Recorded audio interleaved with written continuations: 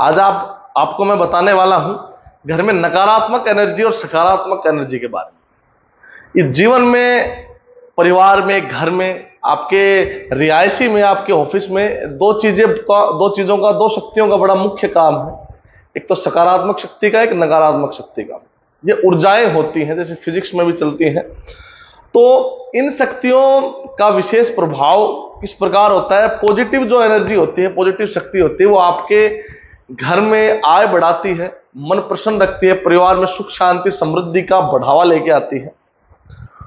इसी के विपरीत नकारात्मक एनर्जी का भी अपने प्रभाव है। उसके दुष्प्रभाव होते हैं कि घर में नकारात्मकता रहना, मन में अशांति रहना, आर्थिक संबंधित समस्याओं का बड़ी दिक्कतें उसको झेलनी पड़ती है।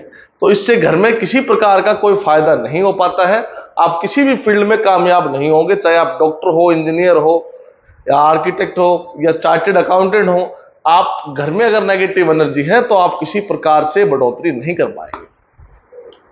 दूसरा, काफी लोग नकारात्मकता जो होती है घर में, उस एनर्जी को भूत प्रेतों से जोड़ देते हैं।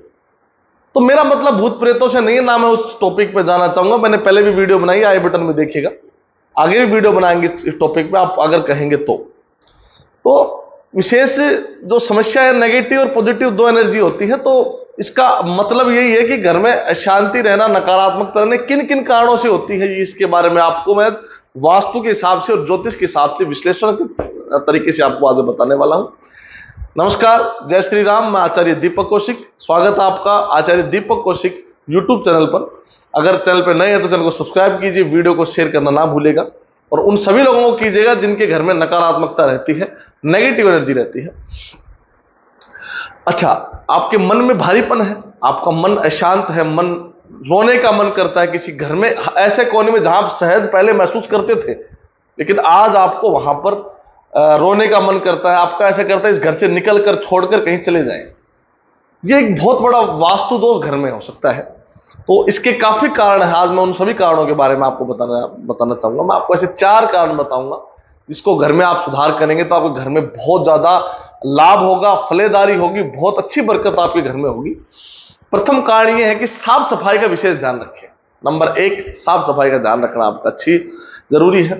पूरे घर में गंदगी कहीं नजर ना हो। कई जगह हम देखते हैं कपड़े बिखरे पड़े रहते हैं एक कोने में, और चादर भी वगैरह सब काफी दिनों से आप धोए नहीं रहते उन चीजों को, उन कपड़ों को। तो उससे क्या है, घर में नेगेटिव एनर्जी आती है। उसमें आप किसी भी प्रकार की बढ़ोतरी कर लो, कोई पूजा पाठ कर लो, उससे आपको कभी फायदा नहीं होगा। तो उसका ध्यान रखिए, साफ सफाई का विशेष ध्यान रखिए। घर में घर की स्त्रियां हो या पुरुष हो, घर के हर मेंबर का फर्ज होता है कि घर में साफ सफाई रखें। पूजा के आप पूजा को पाठ करते हैं, वो पूजा पाठ का कमरा भी विशेष रूप से साफ सुथरा होना चाहिए। अगर आप साफ सफाई करते हैं और घर में कीड़े या चींटियां आ गई हैं तो भी एक नकारात्मकता का कारण है। तो उसका भी विशेष ध्यान रखें कि उनको घर में अगर आती हैं तो आपका सबसे अच्छा यह उपाय मैं बताता हूं आपको। जब आप पोछा लगाते हैं तो फिटकरी और नमक डालकर उसमें पूरे घर में पोछा लगाएं, तो उससे पूरे घर में नेगेटिव एनर्जी का बिल्कुल विलय हो जाएगा, बिल्कुल समाप्त हो जाएगी। इस वीडियो के अंत में आपको बताने वाला हूं सभी का एक मुख्य पूजा, एक मुख्य उपाय मैं आपको बताऊंगा। तो वो आप करेंगे तो आपको अच्छा ही बेनिफिट मिलेगा। दूसरा, वास्तु दोष के दुष्प्रभाव। आपके घर में वास्तु दोष का विशेष एक चीज छोड़ के जाती है, वास्तु दोष। वास्तु दोष का विशेष आपको ध्यान रखना चाहिए कि आपकी किचन किस दिशा में है, आपका बाथरूम किस दिशा में है, आप क्या क्या चीज छोटे छोटे उपाय कर लेंगे तो आपको इससे फायदा मिलेगा। मैंने पहले भी वीडियो बनाई, आई बटन में आपको लिंक इसका भी दे देंगे। उसका भी विशेष ध्यान रखिए, किस दिशा में क्या चीज होनी चाहिए, विशेष इसका मायने रखता है और आपको इसका बड़ा ध्यान रखना चाहिए। वास्तु दोष का विशेष ध्यान रखें। और अगर ज्यादा नकारात्मकता है तो एक वास्तु पुरुष यज्ञ होता है, वो वास्तु पुरुष यज्ञ होता है, इसके बारे में विवरण से वीडियो बनाएंगे। उस वास्तु पुरुष यज्ञ घर में करवाइएगा। दूसरा, घर के ईशान कोण की दिशा में, जो ईशान कोण है उस दिशा में पंचमुखी हनुमान जी की एक प्रतिमा लगाइएगा, जहां हनुमान जी महाराज खड़े हैं, खड़े रूप में है, विराम अवस्था में नहीं है, ये विशेष ध्यान रखिएगा। तो वो लगाने से घर में नकारात्मकता का विलय होता है, नकारात्मकता नष्ट होती है। अगला है रसोई की देख रेख में कमी। नंबर 3, जहां स्त्रियां रसोई में खाना पकाते समय देख रेख में कमी रखती हैं, साफ सुथरी तरीके से भोजन नहीं बनाती है, समय पर उठती नहीं है, लेट उठती हैं, बिना स्नान किए रसोई में प्रवेश कर जाती हैं, तो ये भी एक वास्तु का कारण है। इससे काफी नुकसान होते हैं घर में भी, परिवार में भी। जहां रसोई शुद्ध नहीं होगी तो वहां आप सकारात्मकता की कल्पना कैसे करेंगे, ये बताइए आप। तो उसका ध्यान रखें विशेष। तो मन भी थोड़ा सा सही रहेगा। समय पे स्त्री हो वो घर में समय से उठकर भोजन पकाए, स्नान करके रसोई में प्रवेश करे तो आपके लिए बहुत अच्छा रहेगा।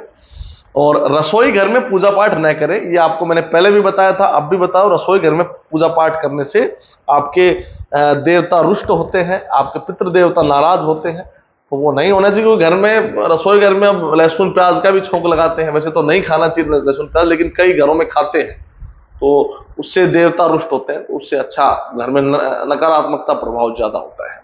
तो ये बातें हैं। अगली बात मैं आपको बताना चाहता हूं कि घर में शराब का, अगर पहली बात तो शराब का सेवन करना ही नहीं चाहिए, नशे पत्ते का सेवन बिल्कुल गलत है, ईश्वर के धारणा देखिए। लेकिन फिर भी कोई आदी है शराब का, तो ऐसे ओपनली घर में शराब का सेवन न करें।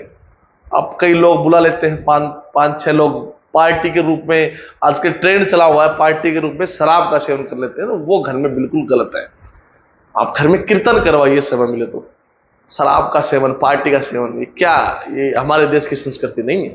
इससे घर में नुकसान होता है, बच्चों पर दुष्प्रभाव पड़ता है, ये सभी चीजें हैं, इस पर ध्यान रखिए।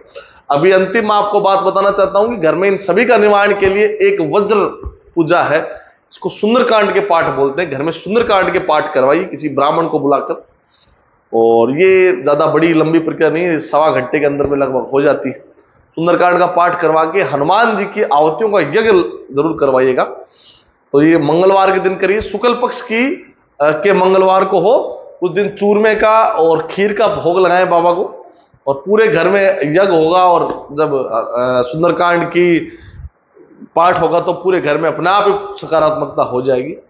दूसरा उपाय मैं आपको विशेष बताता हूं, मंगलवार के दिन ही घर में जोत करें, कपूर के ऊपर थोड़ा कपूर पे लगाकर, और 5 मिश्री के दाने और 2 लौंग का उसके ऊपर भोग लगाएंगे, तो आपके घर में जब वो धुआं निकलेगी उस भोग की, तो पूरे घर में सकारात्मकता प्रभाव हो जाएगा। सभी बातों का ध्यान रखिएगा आप। धन्यवाद। वीडियो में यहां तक देखने के लिए बहुत बहुत धन्यवाद। अगर ये यूट्यूब पर आप वीडियो देख रहे हैं तो चैनल को सब्सक्राइब कीजिए, और इंस्टाग्राम पर भी हमारा पेज है, उस पर जाकर भी फॉलो कीजिएगा, आचार्य दीपक कौशिक के नाम से। धन्यवाद। जय श्री राम, जय श्री बालाजी। खूब स्वस्थ रहो, खूब मस्त रहो।